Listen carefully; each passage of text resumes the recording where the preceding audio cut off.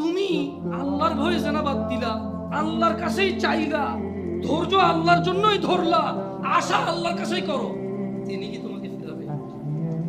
তিনি হচ্ছেন উনি যিনি 99 জনকে হত্যা করার পর শুধু উনার কাছে শাস্তির ভয়ে আছে কিনা আমার মুক্তির উপায়, আমার কি ক্ষমা হবে, ক্ষমা কার থেকে?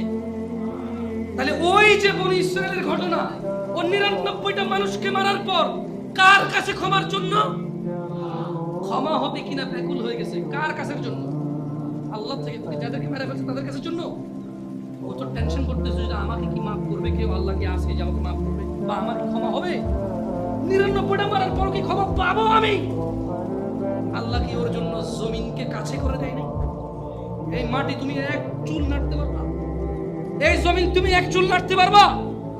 ভাই আমার, তুমি কি বনি ইসরায়েলের ওই 99 জন হত্যাকারীর চাইতে নিজেকে খারাপ মনে করো?